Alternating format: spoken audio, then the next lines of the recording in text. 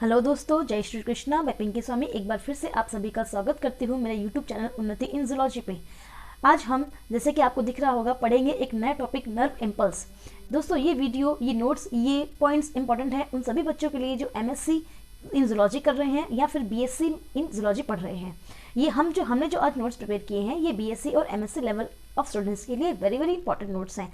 तो आइए दोस्तों, शुरू करते हैं कैसे हमारे अंदर नर्व इम्पल्स इंडक्शन होता है। वीडियो को शुरू से लेकर एंड तक जरूर देखिएगा ताकि आपको ये पूरा प्रोसेस क्लियर हो जाए और साफ साफ आपको समझ में आए। चलिए तो शुरू करते हैं नर्व इम्पल्स के बारे में। What is nerve impulse? किसी एक प्रकार का हमारी बॉडी को सिग्नल मिलता है, स्टिमुलस मिलता है। जब बाहर से कोई स्टिमुलस हमारी बॉडी को मिलता है और कैसे हमारी बॉडी उस स्टिमुलस के प्रति रिस्पॉन्स शो करती है, that is called nerve impulse. कैसे हमारी नर्व्स, कैसे हमारी न्यूरॉन्स मतलब नर्व सेल्स, कैसे हमारी नर्व सेल्स इस फंक्शन को काम करती हैं, इस फंक्शन को कंट्रोल करती हैं, इसे हम कहते हैं नर्व इम्पल्स।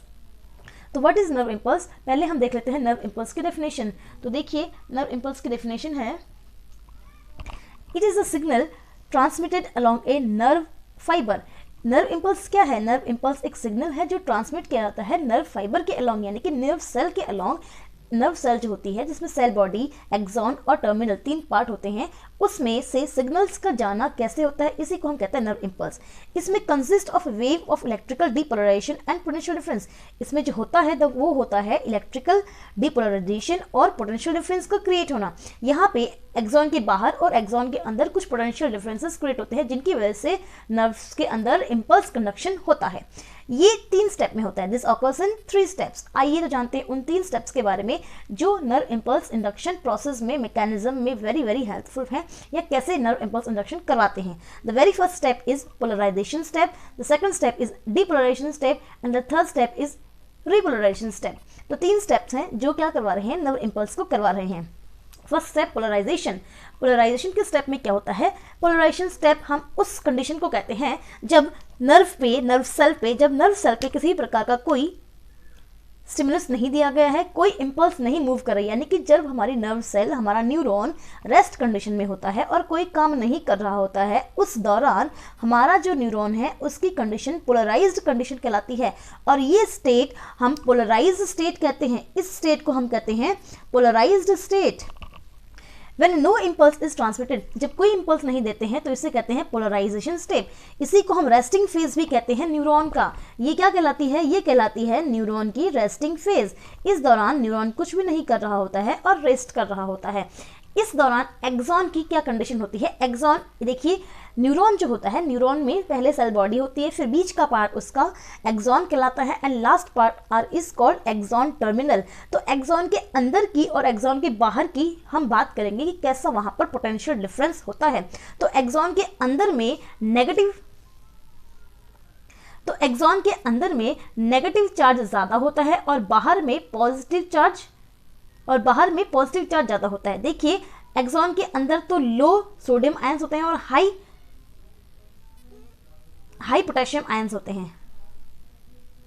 आउटसाइड की बात करें तो आउटसाइड जो है वो लेस नेगेटिव होता है और मोर पॉजिटिव होता है। इस पोलराइजेशन की स्टेप के दौरान जो मेगावोल्ट के अंदर पोटेंशियल रहता है वो होता है -70 मेगावोल्ट।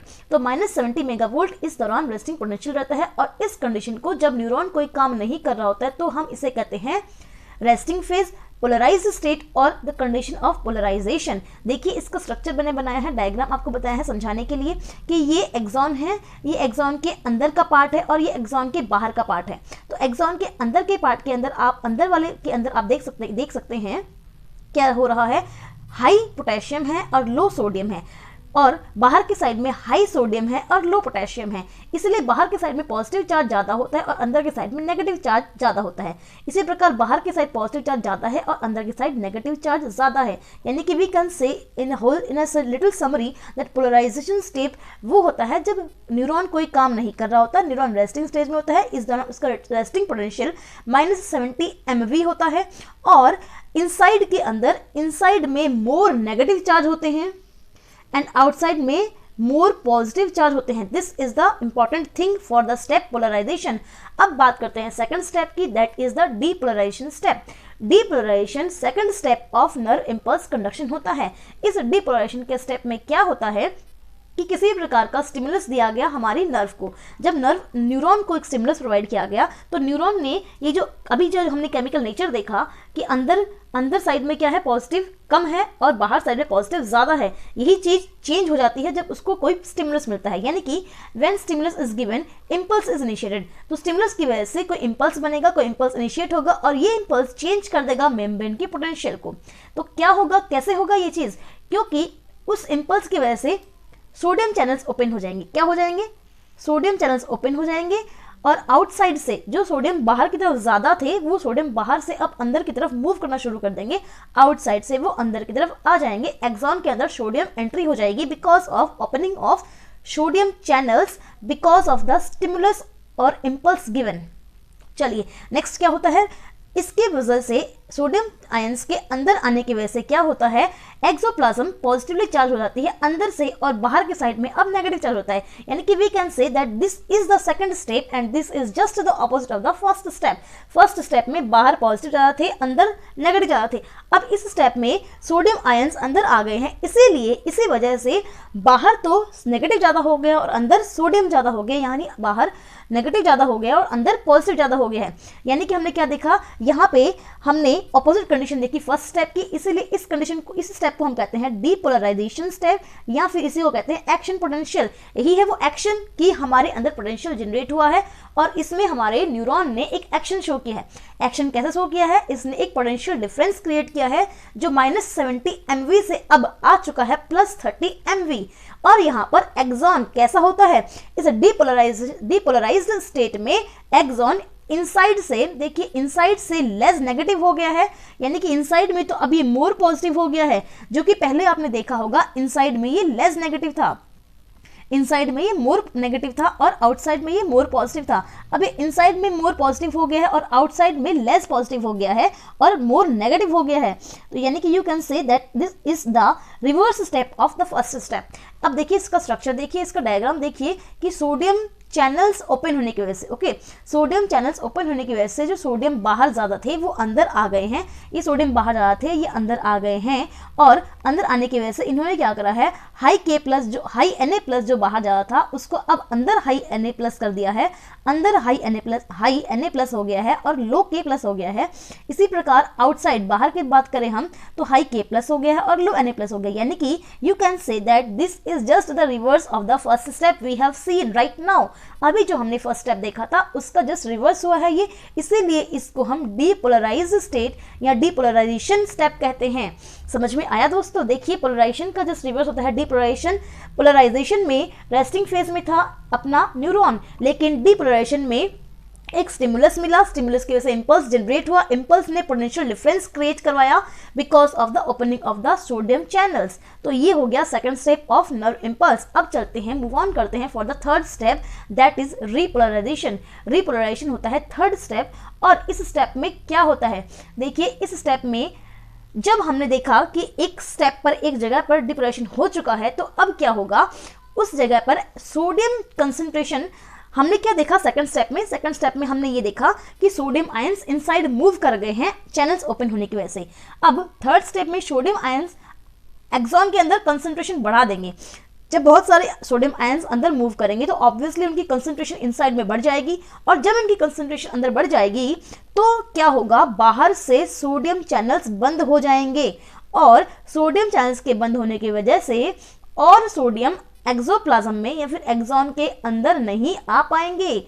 इसीलिए देखिए क्या होगा, इसमें फर्स्ट स्टेप जो हुआ वो होगा सोडियम चैनल्स क्लोज हो गए और साथ ही में ओपन हो गए हैं सोडियम पोटेशियम पंप।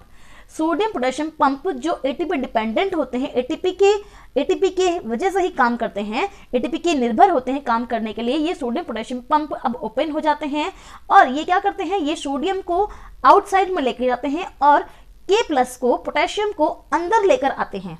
ठीक है, K+ को अंदर लेकर आते हैं और सोडियम को आउटसाइड में भेज देते हैं तब तक जब तक कि मेम्ब्रेन की पोटेंशियल सेम वैसी ना आ जाए जो पहले थी, जो रेस्टिंग पोटेंशियल थी, यानी कि बाहर की तरफ पॉजिटिव ज़्यादा और अंदर की तरफ नेगेटिव ज़्यादा। ऐसे ही पोटेंशियल मेम्ब्रेन में जब तक ना आ जाए तब तक सोडियम पोटेशियम पंप काम करेंगे और 3 सोडियम आयंस को आउटसाइड में लेकर जाया जाएगा और इसके साथ में 2K+ आयंस को इनसाइड में लाया जाएगा। ठीक है, यानी कि ये चीज़ तब तक की जाएगी जब तक क्या ना हो जाए, मेम्ब्रेन पोटेंशियल जो है वो रेस्टिंग पोटेंशियल के बराबर ना आ जाए। तो देखिए, resting potential is not again, state of resting potential is restored. जब state of resting potential restore हो जाएगा तो इसीलिए इस वजह से हम इसको कहेंगे रिपोलराइजेशन। यानी कि हमने क्या कर लिया, यानी कि हमने पोलराइजेशन को ही अगेन पा लिया है, पोलराइजेशन स्टेप को ही अगेन ऑब्टेन कर लिया है, गेन कर लिया है, रिस्टोर कर लिया है, इसीलिए इस स्टेप को रिपोलराइजेशन कहा गया है।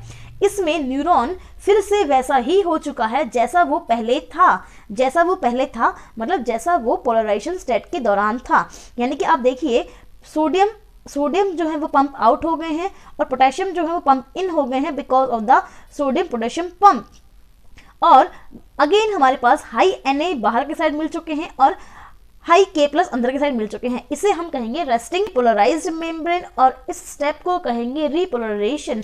अब ये न्यूरॉन जो है वो रेडी है फॉर द नेक्स्ट इम्पल्स। ये न्यूरॉन क्या है, अब ये न्यूरॉन रेडी है नेक्स्ट इम्पल्स के लिए। और इसी प्रकार तीनों steps with in a fraction of seconds हो जाते हैं और नेक्स्ट इम्पल्स अगेन जनरेट कर दिया जाता है। तो दोस्तों, इस प्रकार से नर्व इम्पल्स कंडक्शन किया जाता है हमारे न्यूरॉन्स के अंदर। आई होप आप सभी को वीडियो पसंद आया होगा, वीडियो समझ में आया होगा। और अगर वीडियो में कोई भी क्वेश्चंस, कोई भी क्वेरीज या कोई भी डाउट्स आपको रह जाते हैं तो प्लीज़ कमेंट सेक्शन में कमेंट करके ज़रूर बताइएगा। I will definitely answer your queries. And so thank you so much guys for watching this video.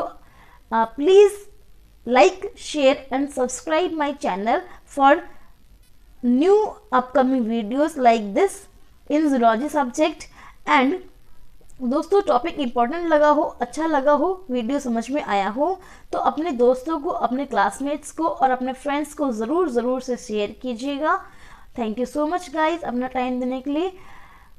चलिए मिलते हैं एक बार फिर से एक नई वीडियो में। तब तक के लिए take care, be safe and be alert.